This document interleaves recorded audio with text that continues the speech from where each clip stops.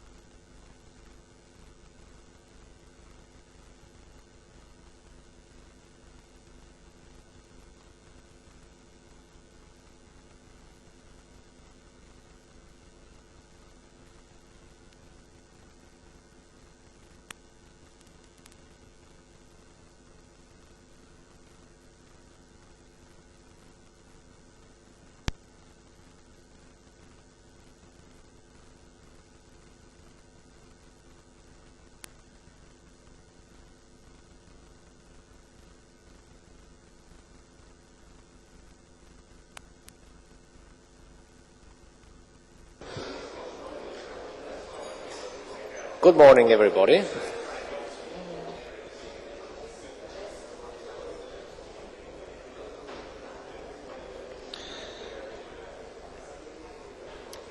So this early morning session in the plenary is something which is not strictly related to networking technology, but usage of the networking technology to do different kind of application, and especially doing some technique for electronic learning support.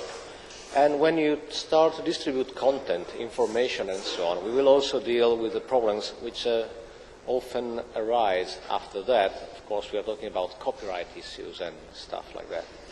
So it's something which is not exactly lower layer, it's something which is the very high end of application services.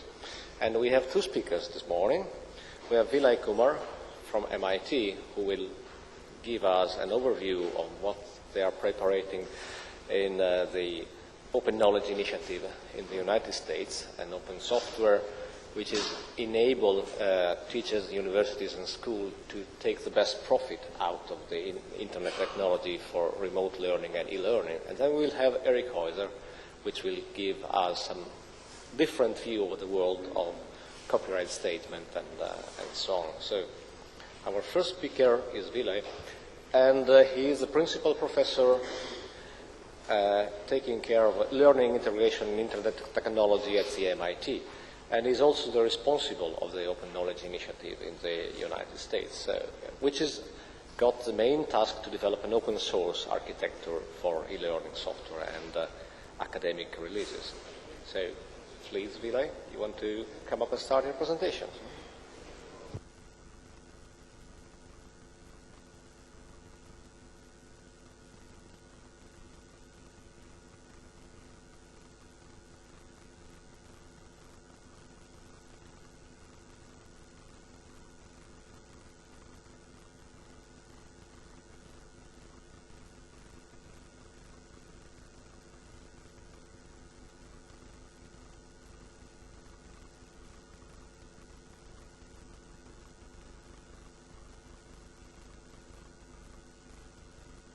Good morning.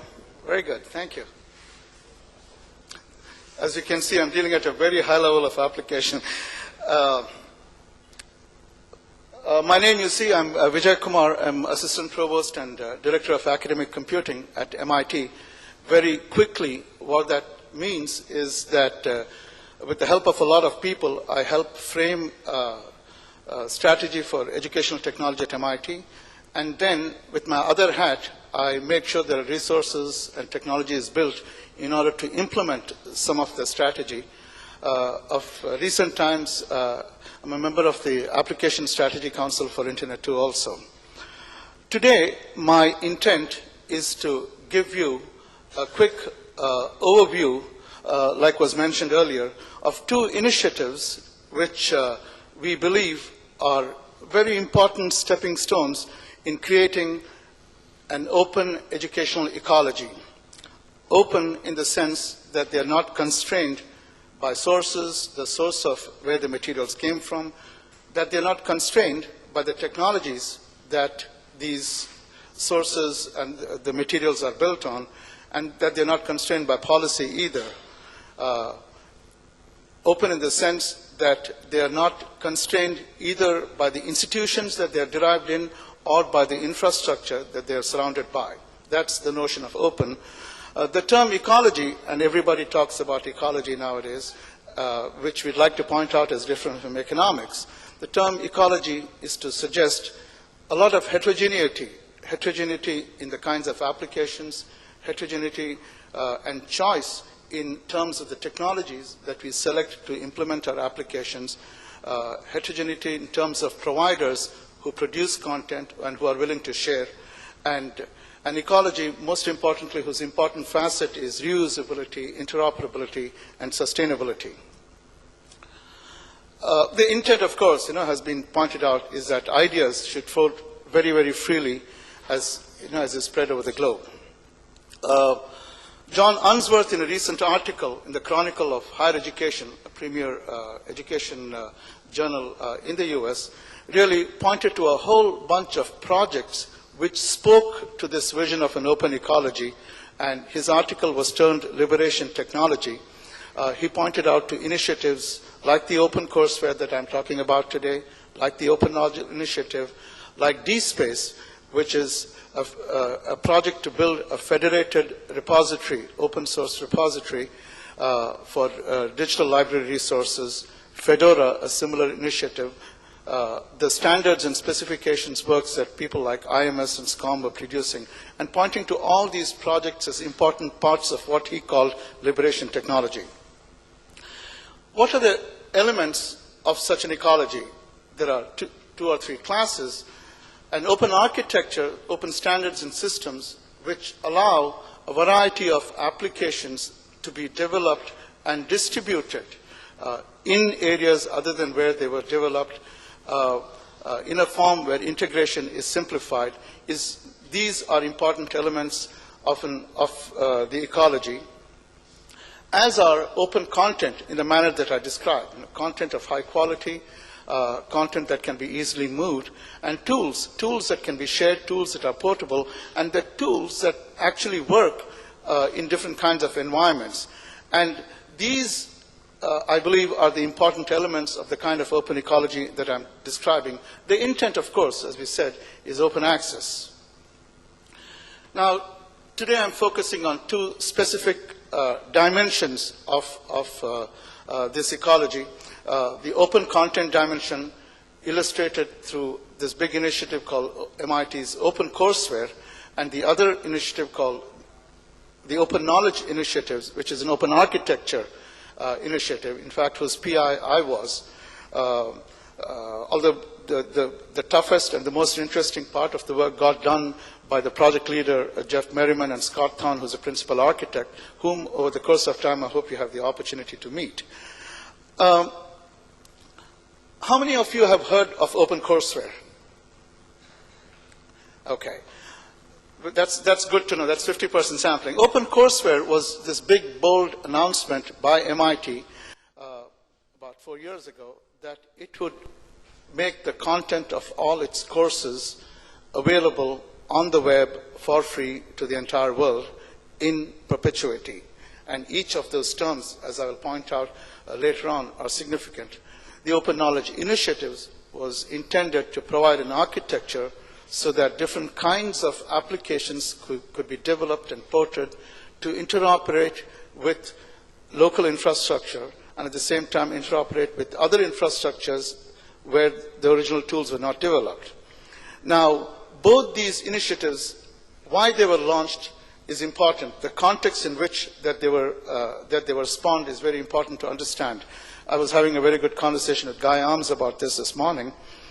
About 4 years ago, a Council on Educational Technology was formed at MIT and charged by the president and the provost to frame options for MIT's position in this contemporary world.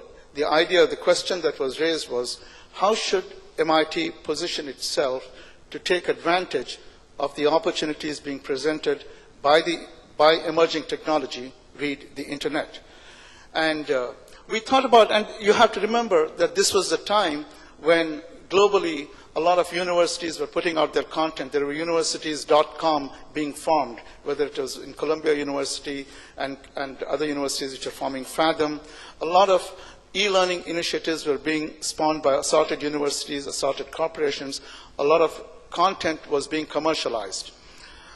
What we did as a council was we did a lot of thinking and navel-gazing, the kind of thing that academics normally do. We argued a lot, and we got in some consultants, McKinsey and company whom we worked with, and we came this close to actually announcing something like MIT.com.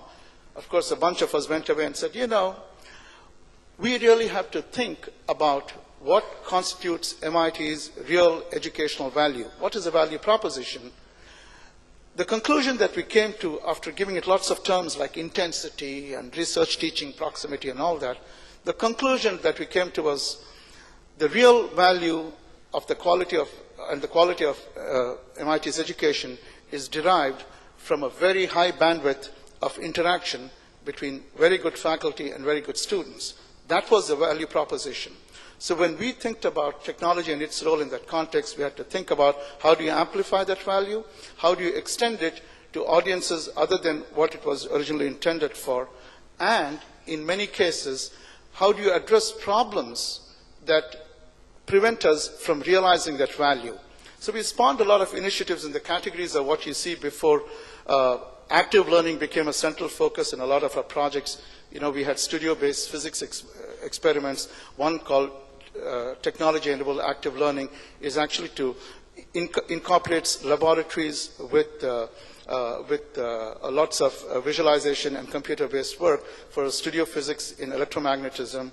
The Aeroastro department modified its entire curriculum. So there were a whole bunch of initiatives for active learning. And the idea was, because take physics, for instance. It is a core course. It was a very important course, but it was taught to 400 people in a classroom. And that was difficult. So we said, how can we use technology to break the class, make it much more interactive, make it into small classes, and so on. And that was the genesis of a lot of the active learning courses. A second theme, a second strategy, if you will, that we looked at was creating and supporting what we termed as the intellectual commons, the open knowledge initiative, most significantly the open courseware.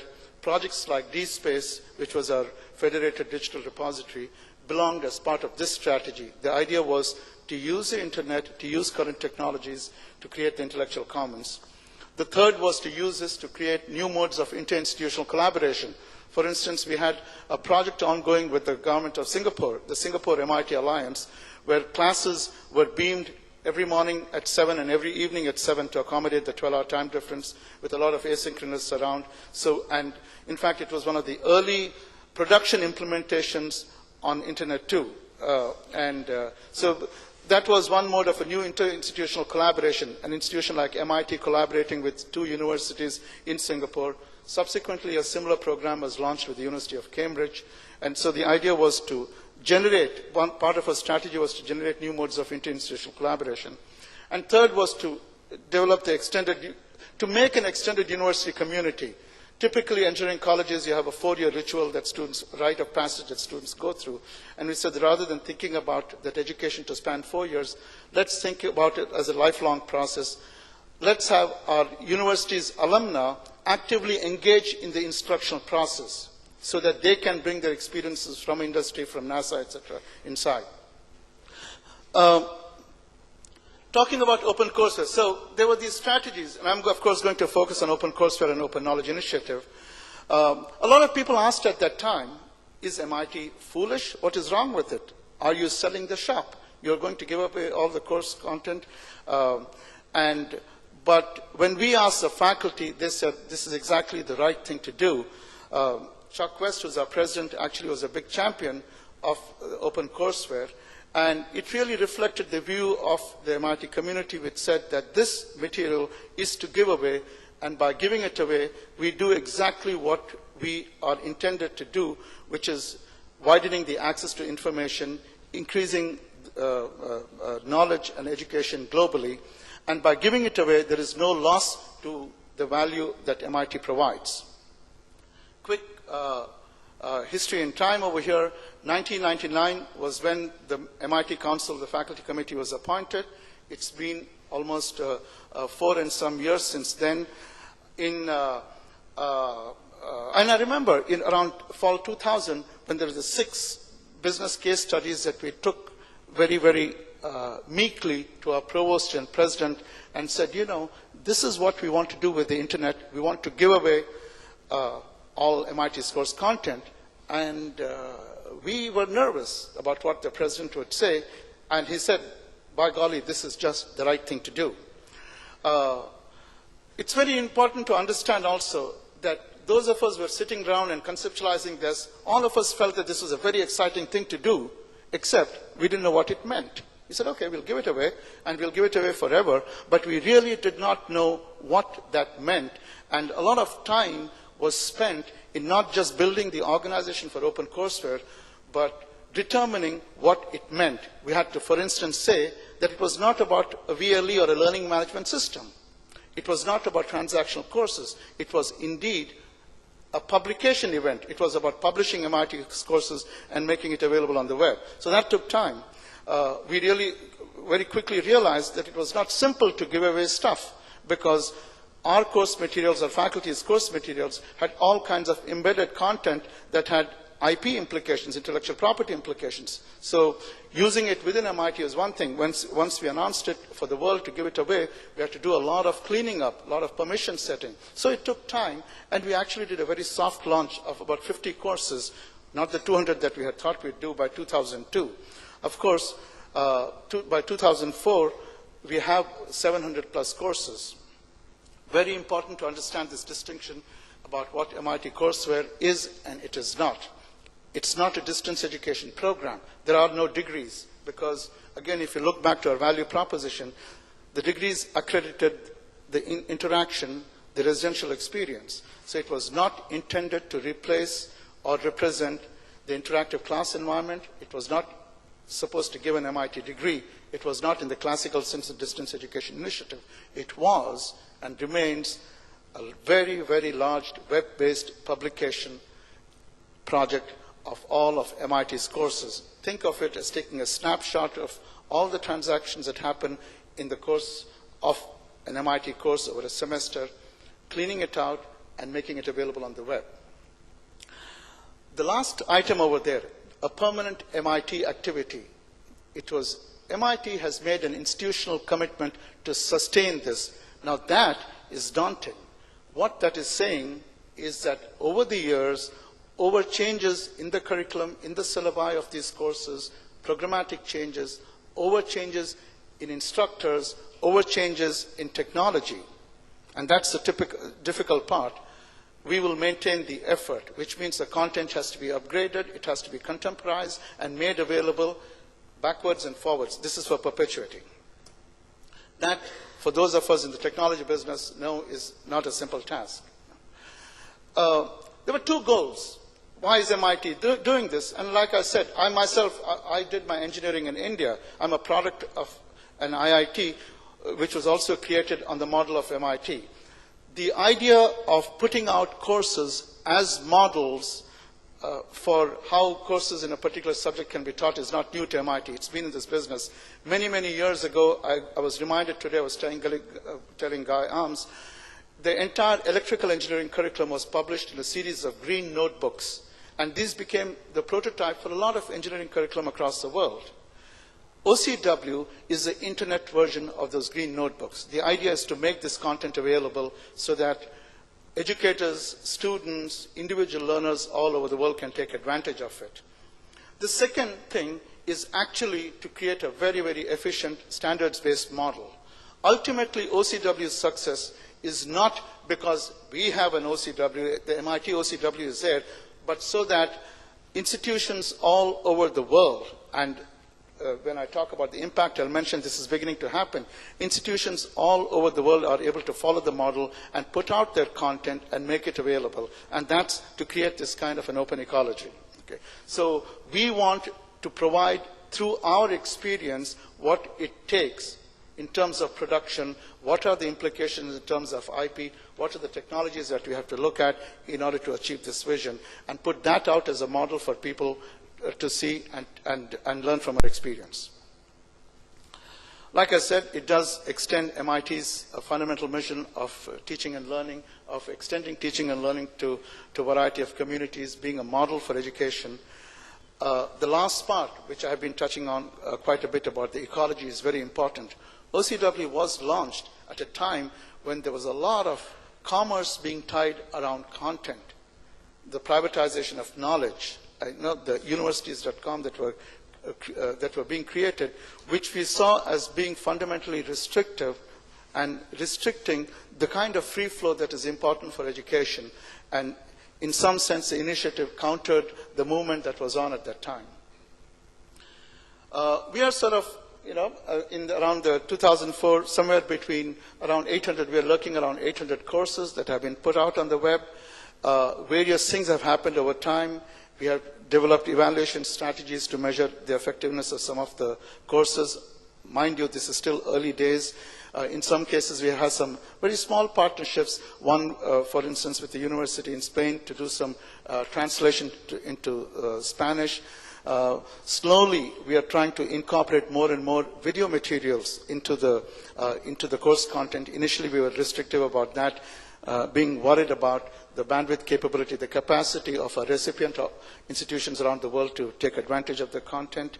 We are formalizing the effort. What the chart is showing you is the ways in which the effort is being formalized and a structure and organization being created in order that we can fulfill our ambition of sustainability. The presentation, the idea is that we present a format and we present the content in a way that this heterogeneous audience that will get to the content can take advantage of it in meaningful ways. People can understand what the syllabus in a course looks like, what the various lessons are, what the assignments looks like, what the simulations are like, what the assessment looks like. So there's a good view, a real rich snapshot of all the happenings, educational happenings in a course. Right? There is, even now, even with the approximately 800 out of approximately 2,000 courses, when there'll be a full house, there's a very good representation.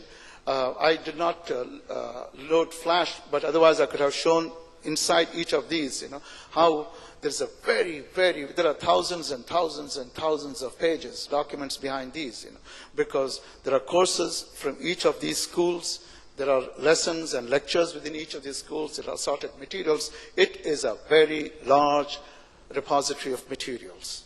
And it is reasonably representative of the kinds of pedagogy, the modalities that exist in MIT's courses. It's reasonably representative of the different nuances of different subjects and disciplines. We are using Akamai.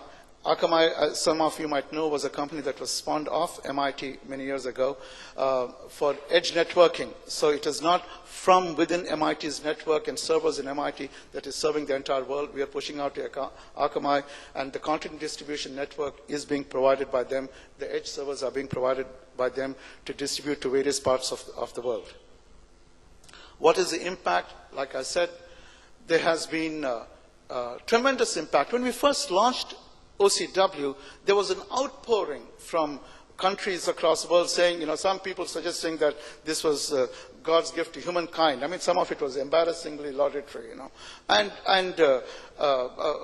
it was touching. Some of it, people who said that, we never had access to these materials to see it over there. I'm preparing my lessons. I was giving a talk in India in GE when people said that they go and verify their curriculum, their professional development curriculum based on the open courseware materials.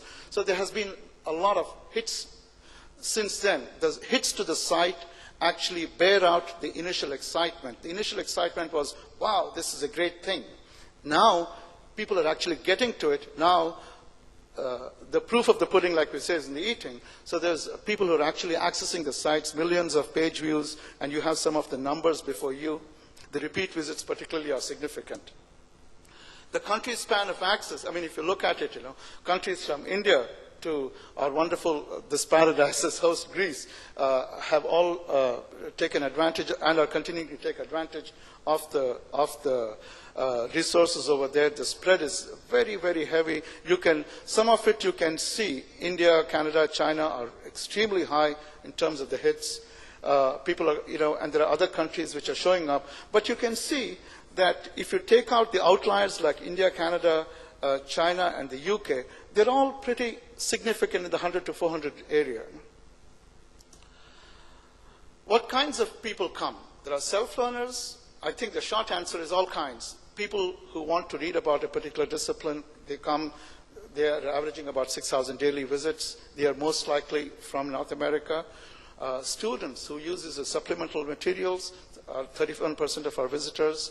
There are educators who possibly are looking at the models, the curriculum and syllabi comprise about 13%. And when we did a check, and we asked people to fill out profiles so that we can monitor some of the usage. About 70% of the users have a bachelor's degree or higher, and that's understandable considering that these are undergraduate engineering program courses from MIT, predominantly. Some kinds of use scenario, which again bear out a lot of our hypotheses about why this would be useful. Planning and developing a course modules, the complementarity to current learning, and then a lot of people who do it for self-learning. The good news, remember I said that the success of OCW is when other OCWs start springing up, and they are beginning to appear. Some are actually using the materials, Michigan is launching one, and some, one of the notable ones is in China, CORE, there's a program that has been started with China, which is actually both using MIT's materials and also its own, and developing its own open courseware initiative. Bottom line, there's tremendous excitement. The vision is achievable. That is what we are beginning to see through our experience. And we hope, if the trend continues, the event, OCW event, will be significant, not just as, like I said, a repository of materials. There are many, many side things that are happening. Communities of learners are forming on particular topics. There are people who are giving feedback and saying, you know, that particular lesson in physics that you taught is not right. You know, people who are correcting. There are communities all over the world who are engaging the materials, making it much richer. So a lot of sort of adjacent benefits are being realized, you know, and that's exactly the kind of ecological impact that we hope will be significant, and we hope will continue to happen with OCW. Let me quickly take you over to the next initiative. There was content, open courseware was about MIT's course materials and content. We shift now to an architectural project, a technical architecture project, which was again to create an open and extensible architecture. And the architecture, essentially when it came down to, we defined interfaces, open interfaces that allowed applications to access a whole bunch of infrastructure services, middleware services, and how components, and they described how components of an educational software environment can interact with each other and with the infrastructure, other enterprise systems. Just to give you a basis of the motivation for OKI. When OKI started, and I remember this very, very clearly, my colleague who became the project leader for OKI, Jeff Merriman, was at Stanford University.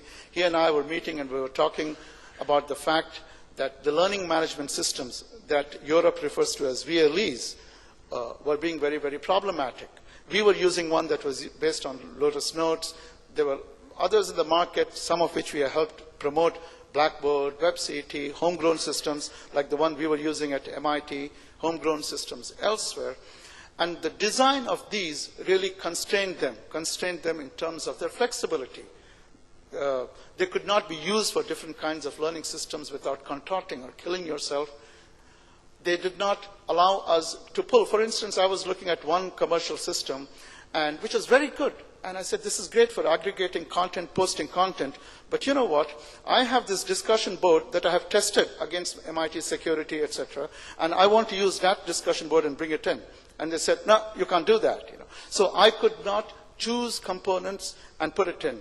I could not use my infrastructure services and tie these systems into my enterprise services. For instance, if I had to link my LMS into my student information system, it was not easy.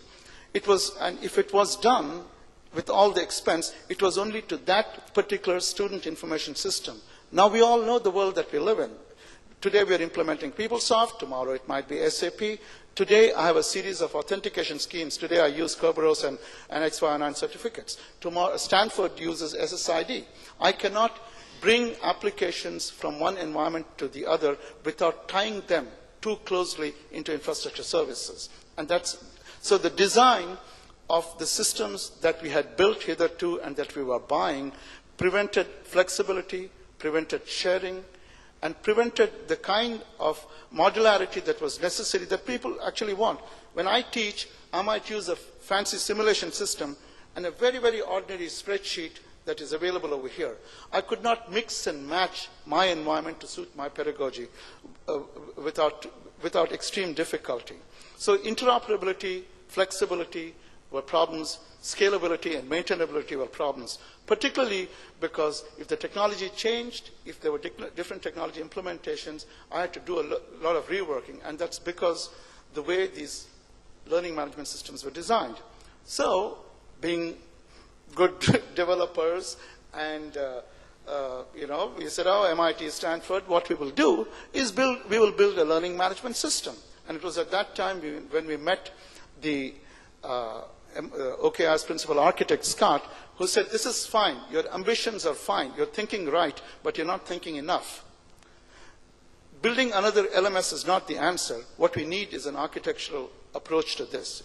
You need to build an architecture so that applications that provide learning management system functionalities, as well as other applications, can be built to accommodate flexibility, to accommodate interoperability. So the project moved, and we had to do a lot of negotiation. I was a principal investigator. The Mellon Foundation graciously funded us. We had to go and negotiate with the Mellon Foundation, saying that, listen, we will get to the functionality of an LMS, but first we have to do the architecture. We have to get the architecture right. We have to get these specifications so that we can have interoperability, so that we can get to the kind of things that we wrote in our proposal. The benefits of the architectural specification is that, again, learning technologies can be integrated into one uniform, coherent infrastructure. We could have easy sharing of applications and content. The situation that we'd see was as follows. I'd be sitting at a conference, or one of my colleagues would be in a conference, and they would see a simulation or a quizzing tool, and they'd say, oh, God, that's wonderful. I'd like to have that. We would write to the people in Stanford. They'll send it over. It won't work over here. So the whole idea was to make sure that applications are indeed portable and that they could share. 60% and greater cost of any application is the integration cost, okay? Because we are tying them to infrastructure services. We wanted to dampen that trend. So by creating these interface specifications, open interface specifications, and asking applications to write it, we made them sufficiently removed from the particular technology implications so that integration costs over time could be lowered.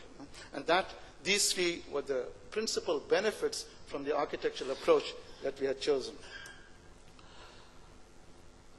This I have talked, again, the key here was sustainability. At MIT, like I said, we were launching all these wonderful initiatives, okay? Active learning, open courseware, DSpace, programs in simulation and tutoring. Our challenge, when I wore my day job hat as Director of Academic Computing, our job was to create an infrastructure that could sustain those. When those projects grew up, we had to maintain them, we had to run them, and we had to realize that many of those projects required participation from agencies outside of MIT. So we had to build an infrastructure for sustainability and extensibility. That was the driving motivation of OKI. Very quickly, I talked about portability and interoperability. They did not start with OKI. There was some very important work that was going on, okay? Work that had happened with IMS, particularly as they were packaged through SCORM, the reusable modules, the shareable course object reusable module work from the IMS specifications. But they were all very, very data-centric. What they did in terms of portability was that if there were cooperating systems, by describing data about people, data about objects, data about activities, you could move them from one cooperating system to another cooperating system. Important work, but not enough. It's like saying, if you have nouns, you have a sentence. You need the verbs. When you move the objects, what do you do with them? You had to describe behavior, and that was sort of the focus of OKI.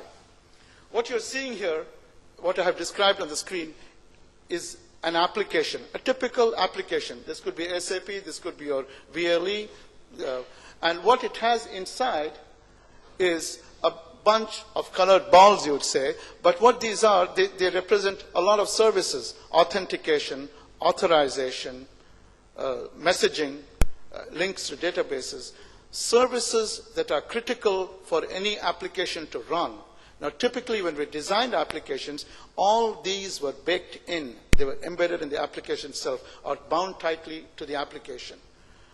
What we did in OKI is pull out those common services. We pulled them out. Those are the balls that you see, the smaller ones on the side and at the bottom, and codified them.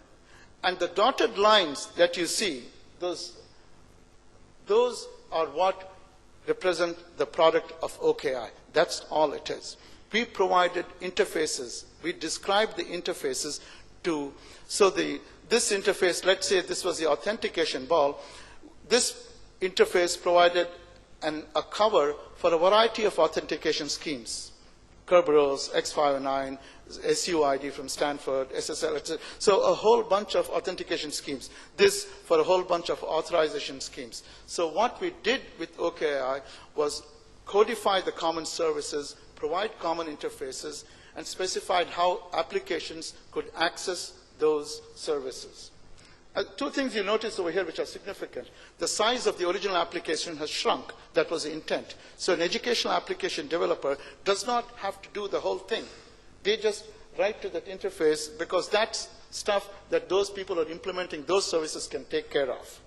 The second thing that you see over here through these interfaces is this organization here can implement these services, a different set of these services, as long as they're writing to the same interface. It doesn't matter. The applications can be portable. You can also look at these two spheres as the same organization or institution at different points in time. I might implement, let's say this is time 1 and this is time 2. I might implement my authentication today in some technologies, my middleware in some technologies. Tomorrow I might choose some other technologies to implement my middleware. It doesn't matter because I'm writing to these interfaces. That, in a sense, is OKI in a nutshell. And this is how, through open service definitions, it tries to achieve portability and interoperability. What is it? It's a service-based architecture. We have defined open services. We have made some reference implementations available. By the way, all this is available in SourceForge. It's in your handouts and the slides. You will see right in the first slide the SourceForge address. Most importantly, it's this whole community, a community which is initially comprised of the collaborators, MIT, Stanford, North Carolina, Chapel Hill, University of Michigan, which is a prime collaborator now, Dartmouth University, a whole bunch of it, and IMS, a whole bunch of initial collaborators. Now a much wider set of people, the community, which is taking these interface definitions, exercising them, giving them feedback. We are hoping that over time it will be maintained by an organization like IMS, those definitions. There is a whole Java development community that through Sun that is maintaining. We hope there will be similarly for the C# community through Microsoft. So there are people who we hope downstream will maintain these specifications. We don't want to maintain them. We want to continue to build interesting applications. We have 16 definitions over there, both for infrastructure services and for educational services. You can see the common infrastructure services and the educational services, the most popular one, which is a digital repository service.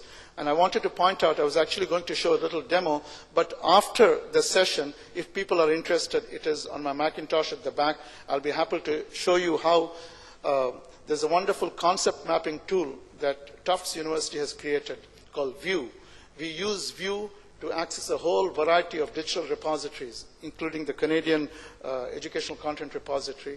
And so we can, through OKI plugins, we can select repositories and do searches, look at metadata in this of the content in these repositories, and I'll be happy to show you the demo later. But basically, our deliverables were the service definitions, both for common infrastructure services and educational services, a bunch of reference implementations, and some exemplar applications. Again, these are the things that you saw. I mentioned the community, the original community, the institutional partners, IMS, and a whole bunch of institutional projects that were linked with it. There was substantial vendor engagement. And I should point out right from the get-go that when we started as a project engaging with the vendor community, and we think it's extremely important to engage with that, we did it under the umbrella of IMS rather than engaging with vendors on a one-on-one basis because we were dealing with open specifications and standards. We dealt with them through the consortia. So everything was on the open for all the people in the room. Some whole bunch of interesting projects that were launched. I mentioned View. Navigo was an assessment tool that was created in collaboration with Stanford and Indiana. Lionshare is a peer-to-peer content sharing application that Penn State University is doing. There are a whole bunch of digital library systems that are beginning to use the OKI OSITs. And right now, there's a very interesting initiative that has been launched. Remember, I told you OKI set out to address the needs of VLEs and LMSs, but we did not produce one. Michigan University, Stanford, Indiana University, and MIT are refactoring their current VLEs, putting them on OKI OSIDs, using the JSR 168 portal standard and uPortal to create a composite web-based learning management environment. What is coming out of the project called Sakai is also a whole tool portability profile, because the OSIDs provide one layer of interoperability with infrastructure services. JSR 168 provides the portlet environment for the UOI. The composite, we are describing TPP's tool portability profiles so that it can actually take tools from one environment and move them to the other without having to worry about disparate UIs and so on. So the OKI solution, like I said, is service-based architecture specifications. We did not want to reinvent the wheel. There was important work that had been done in terms of data standards and metadata specs and continues to be done, and they're doing fine. Okay. We needed to describe this level of service definitions. Okay. There are more that are evolving over there. We also wanted to recognize that we, A, did not want to reinvent the wheel, and we did not want to give the impression that OKI has described the entire interoperability stack. It has not. It has touched on 3 elements.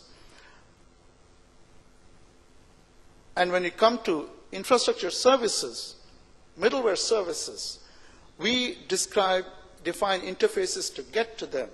Are we solving the authentication problem? No. There are people who Internet 2, through Shibboleth, is solving various inter-realm authentication authorization problems. We want to know about their implementation. We want to provide interfaces to them. We don't want the developer to be doing that. We don't want OKI to be doing that. OKI does the interfaces. That's the important thing to remember over here. Again, I mentioned you want to reduce the integration costs. So the OSIDs actually make the case for the ecology. The separation, the layering, the abstraction allow heterogeneous application developers to exist. You allow content to be reused, and it's a step towards content reusability and portability, and help sustainability in terms of future-proofing against new technologies that come in. That's the ecological dimension of the OSIDs that I wanted to point out. We are living in a world, fortunately, like I said, where there are wonderful repositories, OCW, DSpace, Fedora, the EduSource in Canada, the European schools. There are just wonderful repositories, Merlot, of educational repositories of content that are being created, both institutional and local. There are also many, many repository-related protocols. So the search and retrieve on the web, DRI, Z3950, very popular in the library world, and so on. And many, many data specs and standards, right? What OKI is saying is that's fine. All these, how do you, instead of saying it's all very fuzzy, they're all intertwined, they said, no, let's separate it out. You have applications and clients. Whether they could be web-based browsers, they can be desktop clients. That's another important thing about OKI. We did not restrict ourselves to the browser. That view application is a concept desktop mapping tool. A lot of the things that we do are done on the desktop. The web is a wonderful medium for distribution. It is very, very limiting for customization. A gazillion forms to do simple customization. We do a lot of stuff on the desktop. So what it is doing is providing this abstraction boundary between applications and a whole bunch of web services, network-based services. So it allows you that way to deal with multiple protocols and multiple data standards. So what's the end game over here? Like I said, we have OKI, and the specs are wonderful, the protocols are great, the interface definitions are great. Eventually, we want to know that all the kinds of wonderful, rich content, the opportunities, for instance, that are being created, like initiatives like OCW, which is just tremendous in terms of not just the volume of content, but the model it's preserving, that is presented. We want to enable the movement of these materials amongst different environments. We want them to be contextualized, manipulated, localized, so that they can actually find useful use. and we want to say, well, we'll do all this, but why do we have to do this? We want to make sure that we actually can move towards this ecology where we know that value creation is very heterogeneous. Physicists do it differently. Germany does it differently. The US does it differently. We want to enable that kind of value. We want choice in terms of technology implementations. I do not want to be bogged down, pick select technologies, because I make those choices based on what the marketplace has to offer, based on business conditions, and I want to preserve the choice. And most of all, I want to make sure that the intellectual effort that goes into creating value, the resources that are employed, can actually be sustained over time and over variations in technology. I'm done. I can wait on questions till the end after Eric is done. If you want to come and set up, Eric, or I'll be happy to take questions. A few questions now, if there are any. Yeah.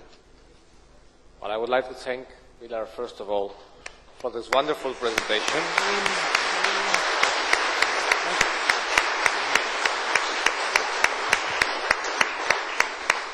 And also the fact that Pilar is going to give the demonstration after the end of the Eric session is also a better opportunity also for questions. If you have any immediate questions, do it now. Yes, Andrea. Is there microphones somewhere, or yes, can you? Yeah.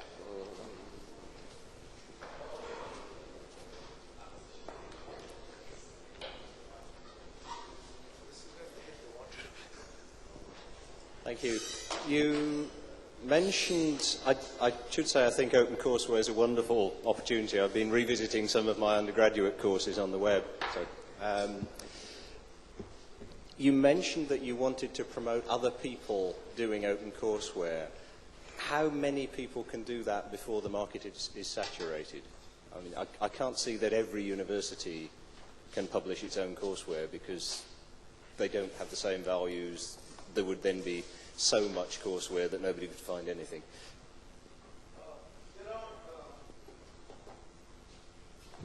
It's a good question.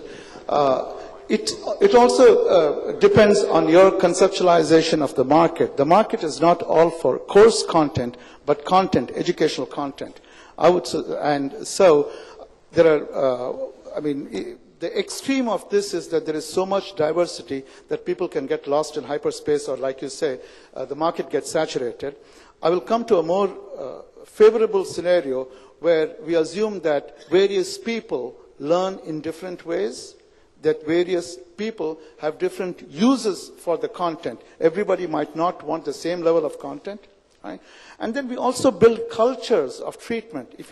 What is forming right now, when I say the model is not just about making content wide, about taking your course materials and but making content widely available and creating a lot of activities around the content. The model is saying that, I make it easy so that I can focus on the pedagogy over here, on the interaction over here. So the model is about putting out the content. There will be, as you say, saturation. There will be some natural limiters. Everybody's content might not be equally attractive to everybody.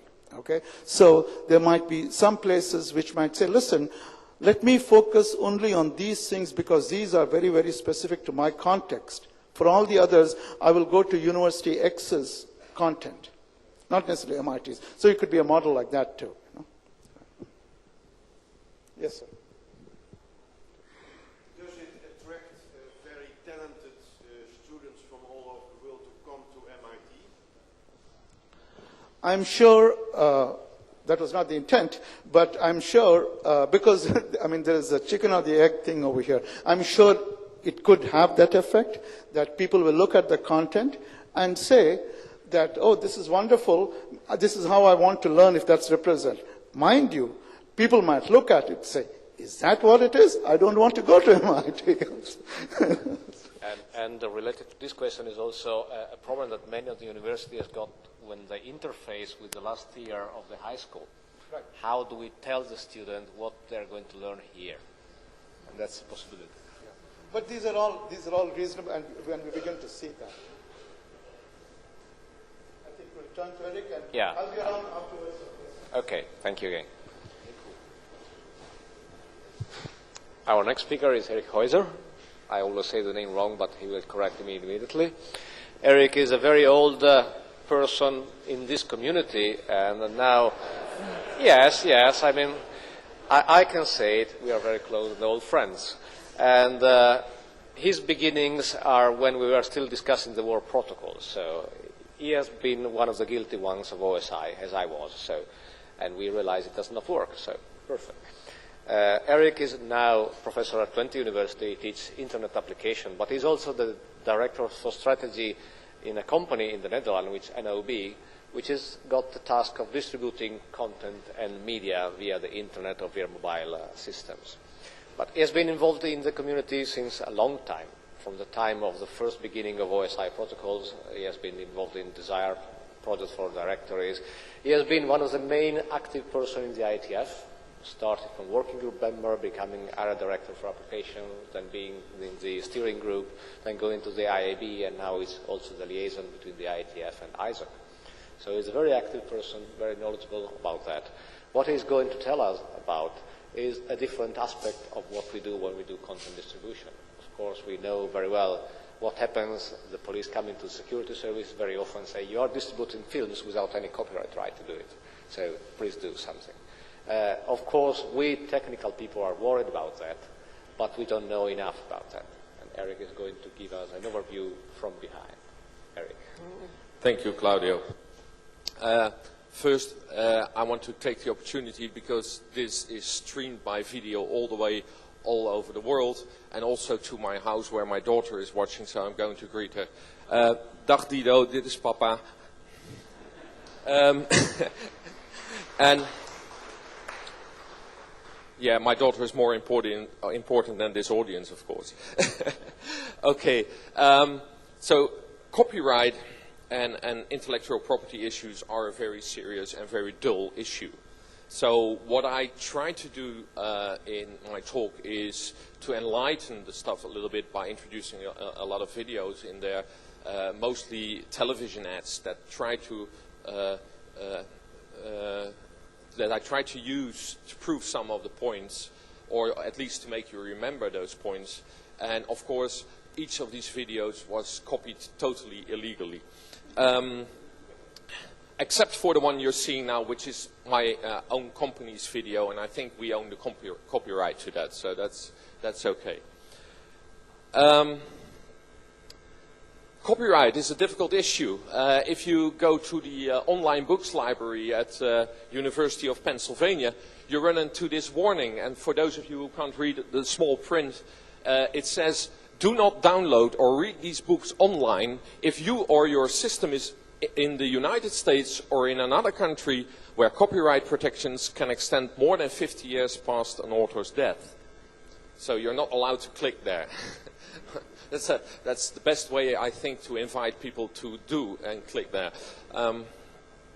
But it shows you that it's an international problem. I mean, copyright issues are not the same in every country in the world.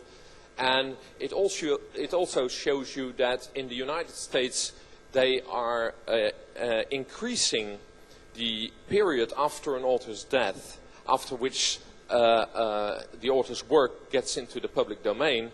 Every time when when Walt Disney's death starts to near that period of time that the copyright is. So it's now 70 years in Europe, and in the United States they're moving it up to 100 years or even 120.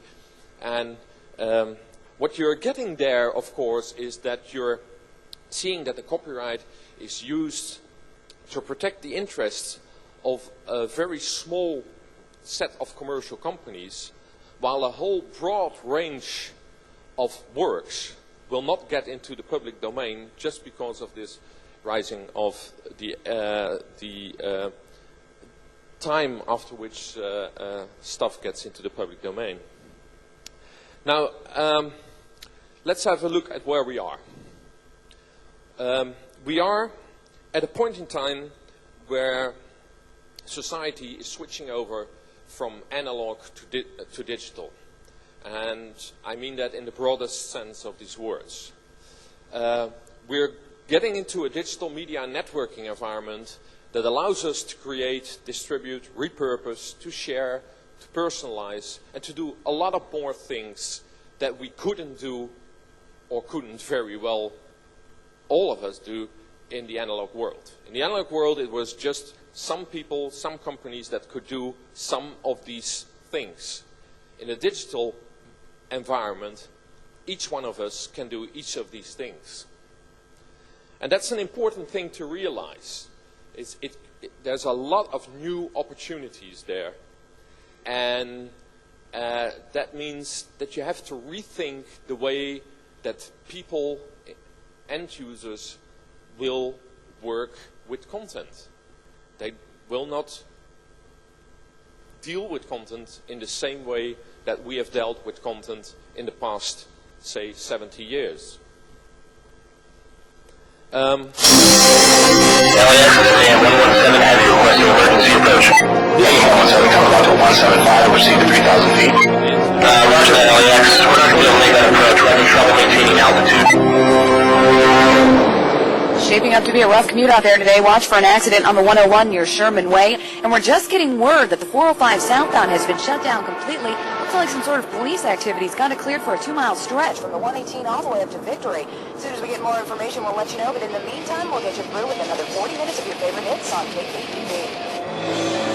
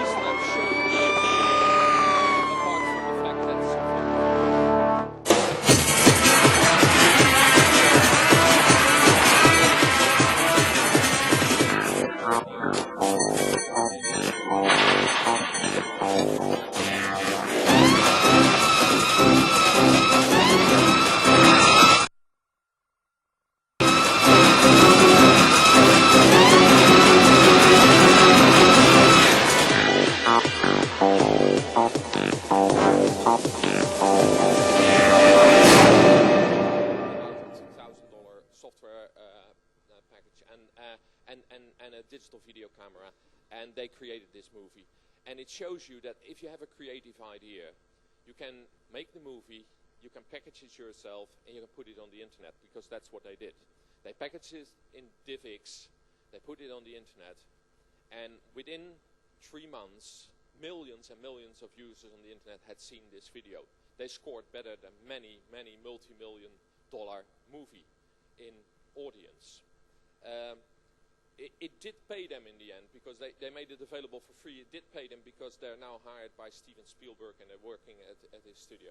So, but it shows you the power that the digital media gives you. It's not just the big companies that can produce something and distribute something and reach an audience. Anybody can do it if you have a good idea. And of course, having the good idea is still an important part of that. So if we look at what this digital media opportunity gives us, it gives us a way to do away with old and restrictive and often scheduled, like television, distribution mechanisms.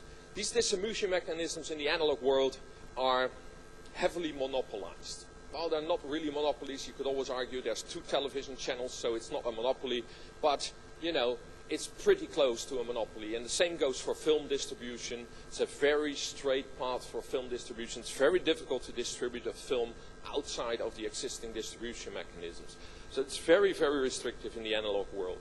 And we can do away with that. And we create a much richer experience than just, for example, what we have currently, a CD or a DVD.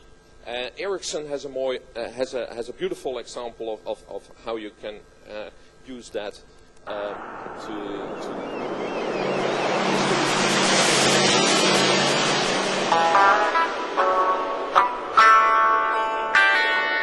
I'm a little girl running around in a dim-lit world, trying to find a way to put the pieces together. Wishing I could fly, lifting my eyes up to the great blue sky. I keep thinking of you and my patience won't last any longer. Come on and read me out loud. If you tell me a secret, I'll tell you mine. And you feel the change, feel the change, feel the change.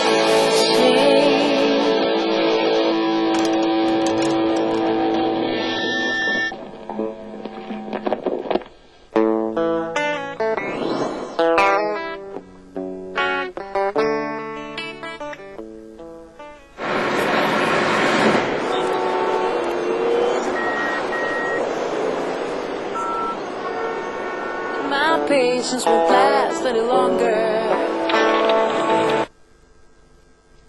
So this shows you that you know, you can create content, you can distribute it to somebody on a boat, to somebody walking down the street. Everybody can deal with it and can do things with it. We have a lot more opportunities to do stuff with this. And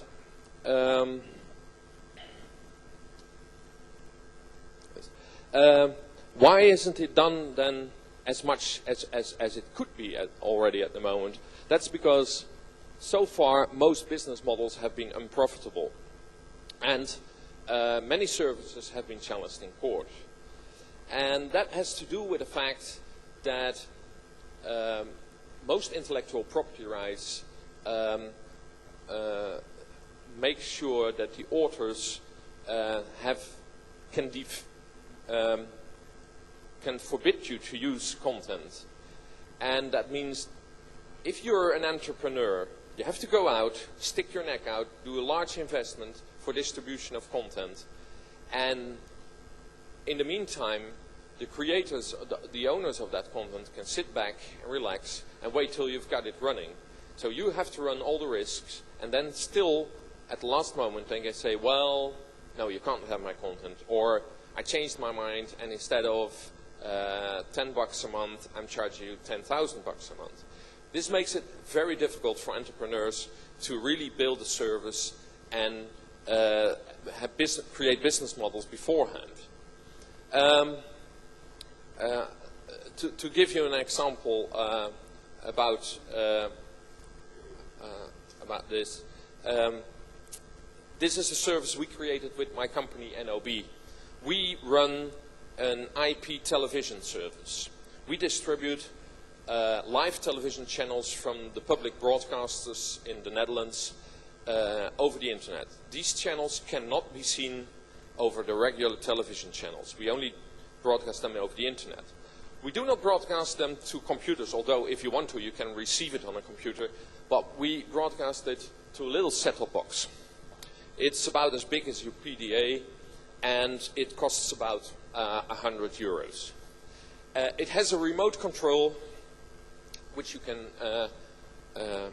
use it with, and in goes an Ethernet plug, and out comes video and audio. That's it. You can't configure anything to the box. So it can't go wrong. It works or it doesn't work. And if you switch it on, you get something like this, which gives you the option, we call it First Mile TV.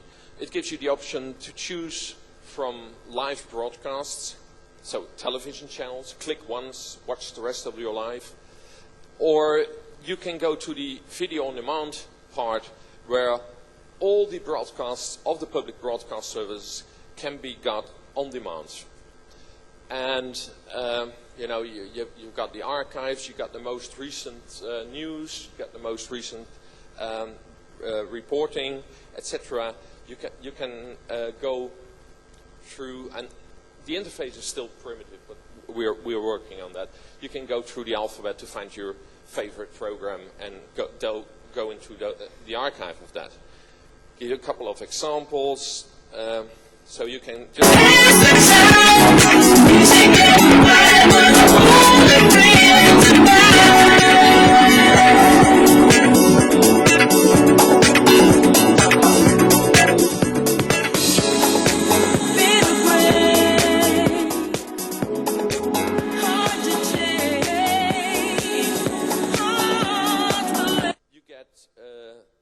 NOS Journaal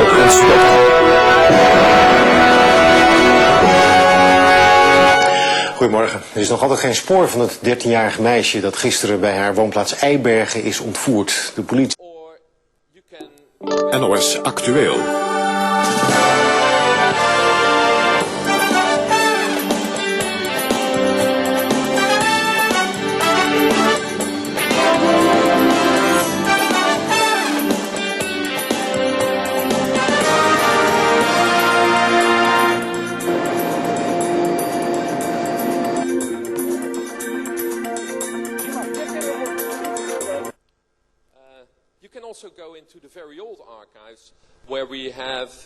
Nu het telexnet van het ANP in gebruik wordt genomen, is het wel van belang u eens te laten zien hoe het nieuws vroeger de couranten bereikte. Kwam een bericht telefonisch binnen? Currently we make them available at DVD quality, that's MPEG-2 over 5 megabits per second, and that means that there's not every household doesn't have that kind of connectivity, but students who are lucky enough to be hooked up to SurfNet, they can certainly get that. After summer we will roll this out in Windows Media 9 and lower bandwidths, etc., and using the same infrastructure. The amount of problems we've had in rolling out this kind of service, the amount of lawsuits we had to fight off before we could do that, because you think we're working with the broadcasters, so the broadcasters have made this material, they own this material. No, forget it. They made the material, they paid for it, but always there's somebody in there who has claimed his own or her own rights to a particular part. Might be just 3 seconds of music, it might be an image in the background where, you know, you interviewed some person and in the background there's a sculpture of somebody, and then that sculpture owns the right to that sculpture being inside in a video. All these things we had to account for. And still, sometimes some broadcasts on the internet have to be put on black. So if somebody requests something and it's black, because we are forced to put it on black due to copyright issues. Copyright is a right to withhold. So it's not like some people think. It's a right, a law that describes when people can copy something. No, copyright describes you can't do anything with it unless the author gives you permission. It's a right to withhold. And there's several related ones, and that depends on your country. But you got stuff like portrait right and all kinds of related rights. And there's a lot of hassle to go with that, because you have to dive into each and every one of those before you can even put a bit of content out on the internet. Why isn't that a problem in the analog world so far? That's because in most countries television has been exempted from the copyright. There's a special clause in the copyright laws that exempts television from that. But internet, of course, and digital distribution is not considered classical television, so you get into all of these issues. Now, let's have a look at what was copyright originally for. When it was introduced last century, early last century, and even in some countries 2 centuries ago, it was introduced to stimulate innovation and creativity. You wanted to protect an author, that he got an artist, a creator, that he got his dues, and that people didn't run away with it and got lazy and didn't do any inventions, innovation, creativity themselves. And that, of course, is a very laudable goal. However, by now, it's often, not always, but it's often used to put innovation and deployment risks with parties other than the people owning the copyright. And it's used quite a lot to protect commercial interests of a very small set of companies, big companies, mind you, but a small set of companies, rather than the interest of creators and, of course, the audience at large. And it's often used, more and more used, to limit end-user rights by limiting access to content. While before you were able to buy any CD in the shop and go home and decide whether you would play that CD in your living room, in your car, or on your computer, by now you have to watch very carefully what CD you're buying in the shop, because several of them don't work on several computers or don't work in your car CD player, and all kinds of things are getting limited now by this same means.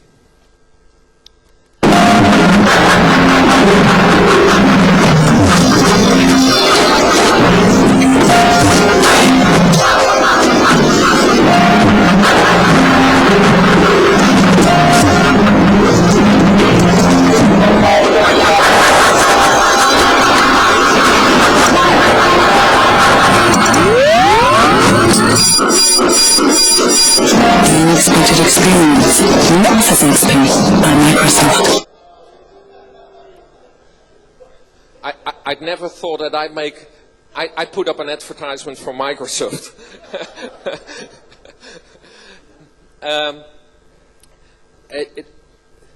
It shows you that, you know, the point I want to make is that content is, nowadays, copyright is used to limit access to content even more than it was in the analog times. And a lot of people think that the fair use that you have in several countries, that you can make copies for your own use and stuff like that, is legal. And in fact, it is, in most countries, it's not. It's allowed. But it's, according to the copyright laws, it's not legal. So you can, if the digital media make it more,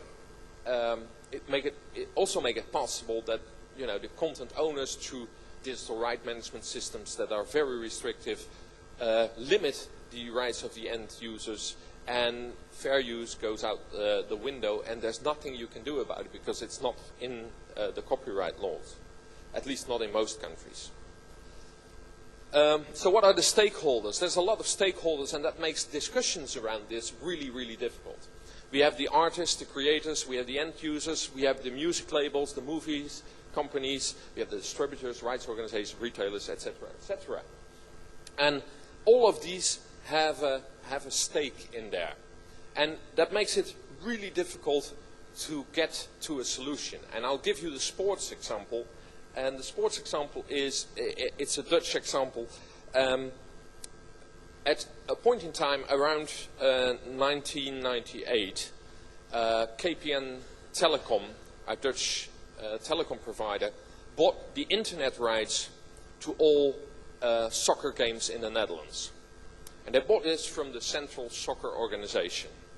And they thought, well, we've got the rights now, we're going to distribute all these soccer games over the internet, so if you miss the game, you can watch, you know, the goals, the highlights and stuff like that. And they asked me to put up the servers, so we started to build the servers, and that was not a big technical problem. We put up the servers. And then a lawsuit came, and we were forbidden to do that because the individual soccer clubs said, well, you know, this Central Soccer Organization thinks it holds the right, well, we hold the rights. And so we started dealing with the individual soccer clubs, and only the top 5, of course. And we dealt with the soccer clubs, and we made agreements with them, and also they needed a lot of money, or they thought they could make a lot of money out of this. And by the time we were nearly finished with that, some of the players of these clubs came up to us and they say, we hold the portrait rights to us being shown. And that was when we gave up. So instead of the people in the Netherlands now being able to watch sports if they missed it on Sunday night, there's nothing there. There's no opportunity to watch the goal you missed, to watch the game. And I'm thinking that everybody has this pot of gold that he sees at the end of the rainbow, but it's clearly at the end of the rainbow because nobody has really found it. You know, because everybody wants a lot of money out of that, in the end we don't get anywhere and nothing gets done. And I mean, I have an illustration that sports really can captivate an audience. There we go.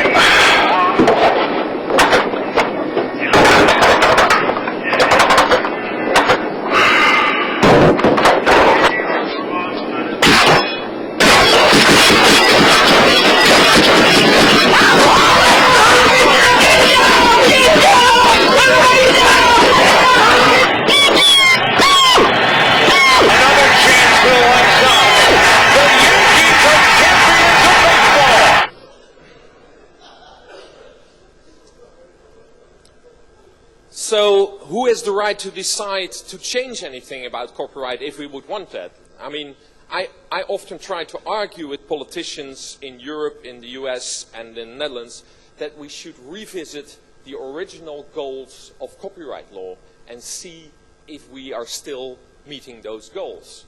And then you run into the problem, who decides? It's a really international problem. I mean, like I say, it's not national. Everybody has different copyright. But there's a lot of ties in between. European countries have no decision power with regard to copyright. That's decided by the European Commission. And the European Commission really doesn't have any decision right there also. They just plainly do what the United States tells them to do. If you look at the new copyright laws that the European Commission wrote, they're almost exact copy of the Digital Millennium Copyright Act that was installed in the United States several years ago. And that, of course, has been heavily influenced by a very, very good lobby by the music and movie industry that really thinks that by just lobbying and putting on technical barriers, they're going to constrain this digital media experience and that they can force all the users worldwide to do whatever they think we need to do, rather than do all those things that I had up in my third slide.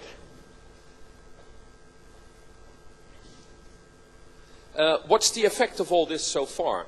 Well, because of the movie industry and the music industry have acted from the defense, trying to get stricter laws, trying to get more restrictive technology, what has happened is that a lot of money has been spent on lawyers. I mean, this is absolutely the right time to be a lawyer, especially in copyright issues. It has also been an incredible stimulation to peer-to-peer and file sharing software. I don't think we would be where we are currently with peer-to-peer software if the music industry had not stimulated the development as much as they have now. Although I doubt whether they did it intentionally. First, of course, they stimulated the usage of MP3 and DivX. Then we had Napster, a new initiative. And then they sued Napster because they had the directory was central, so they provided an essential central service they could sue. So people started to think, how can I do this without a central directory? And they came up with Kazaa.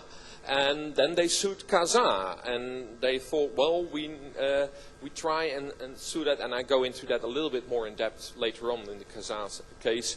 And then they try to find, you know, it's still global, it's worldwide, and then they try to get into that. So now we've got Shinkuro, which limits it to only exchanging with friends, you know. You invite only in this exchange peer-to-peer world people that you know, and you don't invite the people from the IRAA or likewise organizations into it. What we end up with is a situation that users do whatever they want to do. Music industry, movie industry tries to prevent this, and in the meantime the spirit of the law is nowhere near to being achieved on the internet. And that is a situation that we don't want. Creators don't get their money, and they should get their money, and users don't get what they want, and they should also get what they want. I have an example here on how this whole thing is driven. Kids want to be like the big movie stars, the big music stars, so they want to get that music, they want to get that movies, and MasterCard has an example of that which I really love. Your first amp, $200. Your first strap, $30. Your first guitar, $450. Mind if I try?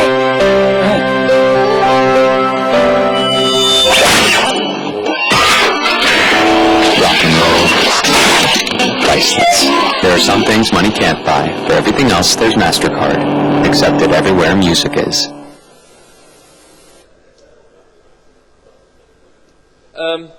I'd like to go a little bit into the Kazaa case. The Kazaa case has been played out in the Netherlands because Kazaa was a Dutch-based company, and I've been an expert witness for the defense, so I've been in this quite deeply.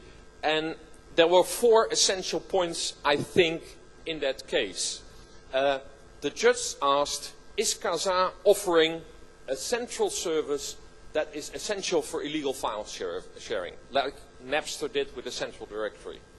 Now, the fun thing here is that in the first ruling, Kazaa was considered guilty, and they had to take all their central services out of the air. And when I was getting in, that was in the higher court, and there was an easy proof that their central services were not essential because all the exchanges were still going on. So that point was easily dealt with. The second point was, can Kazaa influence the way users behave on the internet?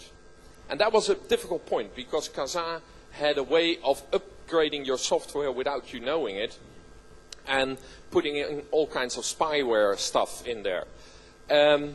But there was a way to switch that off, and that way was pretty easy. It was just an option in Kazaa.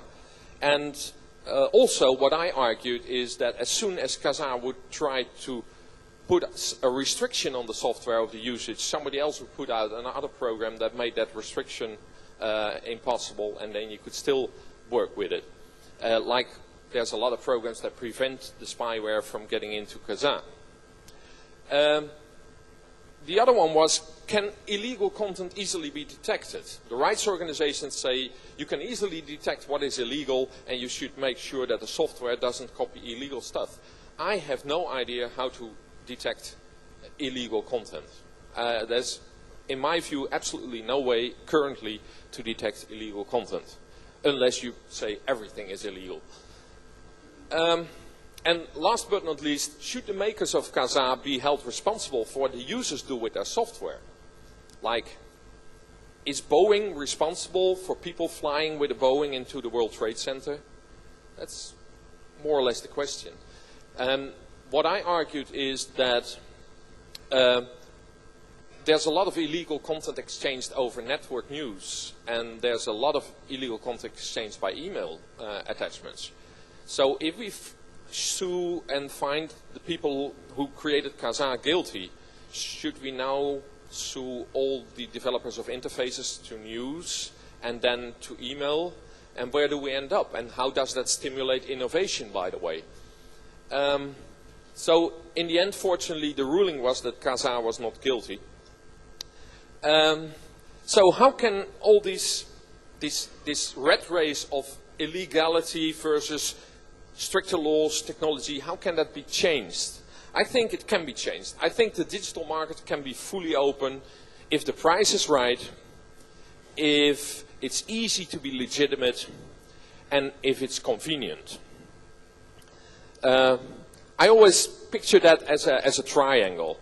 It's a triangle of policy, commercial, and technology issues, and not just the bottom two, which the music industry seems to think.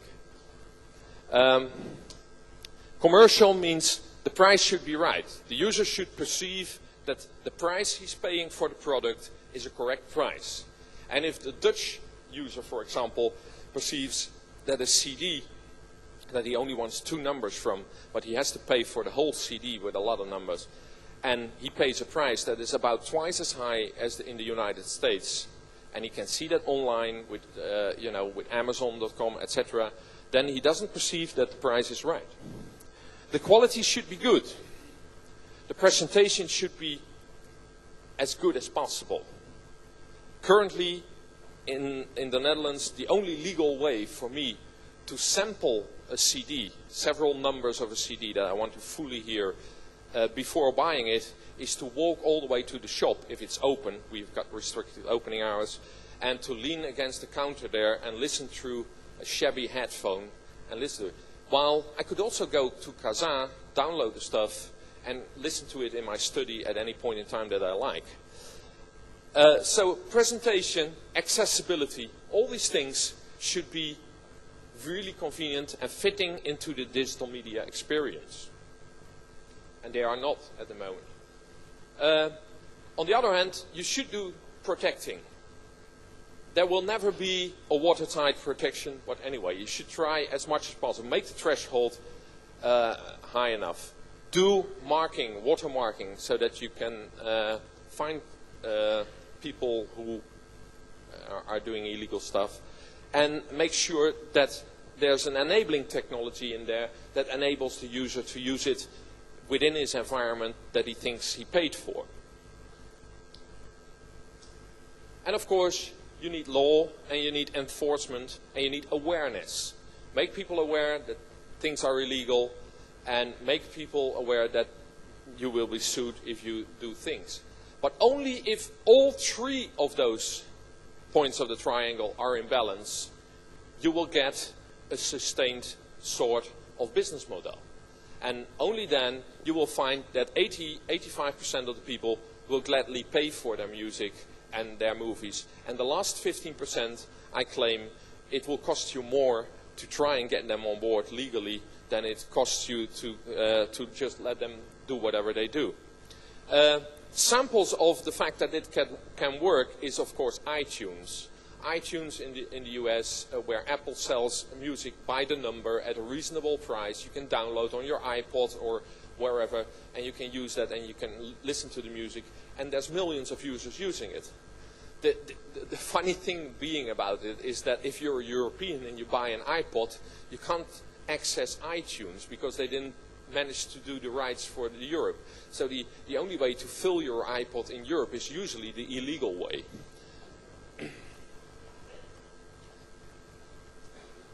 So what we need is a comprehensive framework of legislation, technology, and business. And it follows the spirit of the copyright law. And it gives creators their rewards, and the users don't feel restricted. Is that possible? I believe that that is possible. But we should take a step back and sit down with the business people, with the lawyers, policymakers, and the technology people, and look at how we should construct that. Fortunately, somebody has taken the initiative to try and do that. And most of you probably know him, Chaglione. He's a pretty famous person. The person who was responsible for the creation of MPEG altogether. He has created a new initiative which is called the Digital Manifesto.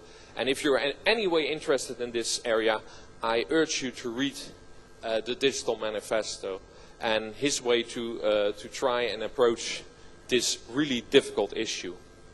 And with that, I want to end with a final show of how things can still be misused, even in the analog world.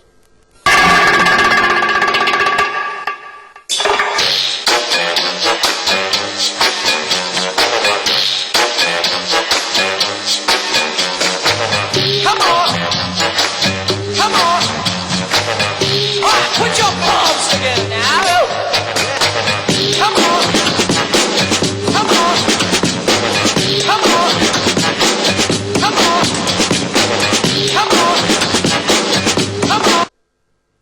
Thank you very much.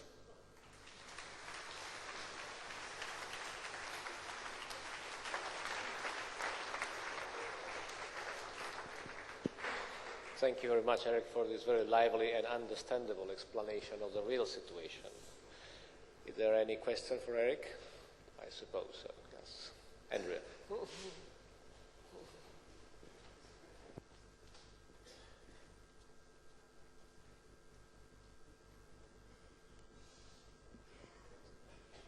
Thank you.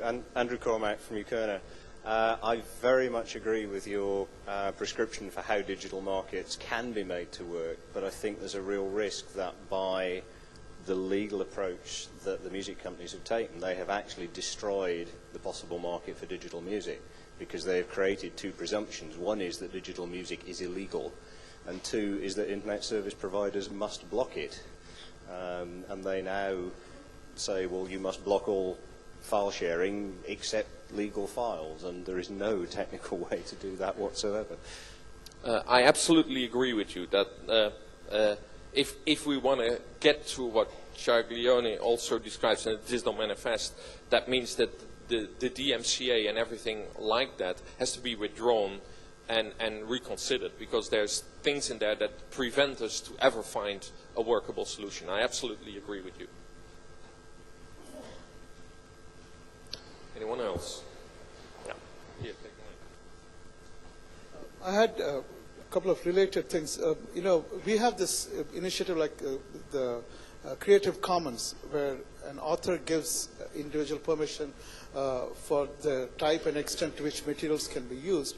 And one of the things that we encountered with OCW itself, faculty are owners of their content, but they gave MIT non-exclusive rights to distribute for educational purposes only. Can you comment on different kinds of permissions for different kinds of uses so that there's not one blanket model? Let me first say that the Creative Commons has been launched in the Netherlands 2 weeks ago. It's been translated into the Dutch law environment, so I hope that happens in more countries. Creative Commons is a concept which helps you to give content away, because that's more difficult, like you're saying, than you think it is. And indeed, you find that you have a lot of copyright which is given away, which is non-exclusive, and then you run into all kinds of different problems that you, for example, we have a large database in the Netherlands of archive material which we are allowed to give away for educational purposes, but not for any other purposes. So how do you distinguish on the internet if somebody is using it for educational purposes or something else? And the only comment I have on that is that it's very, very difficult to distinguish those things, and I think those are leftovers from a way of thinking that doesn't fit with the new digital era. Yeah. It is very ironic that if you study the arrival of the printing press in the 15th century, that if you look how the Catholic Church resisted that, because they didn't like the idea that people just could multiply without them rewriting all those books in the monasteries, they invented a fantastic array of tricks to prevent the printing press, for instance, getting taxes on paper, getting taxes on ink, getting laws to defend this. So the arrival of the publishing industry itself was innovation which now they face something similar, which can be, if you look at the history, it is fantastically similar to the present situation. The introduction of the VCR is, of course, another example in case. The movie industry heavily tried to stop the introduction of the VCR, while now 15% of their turnover comes out of the VCR business, which is interesting. Yes. And I also have a comment which is very specific to the triangle. If you make the thing which is available useful and the price is right and it is readily available, people will use it. We have examples like that also in other fields. I mean, if you try to spread wireless internet access everywhere in the world, but you want to make it costly as a 10 times mobile phone call, nobody will use it. And it will stay like that. If you make it reasonable, people will use it, then you get the market. It's always the same kind of market. It's the same. Right, that's absolutely. The price has to be right. Okay, well, thank you. Thank you to everybody again.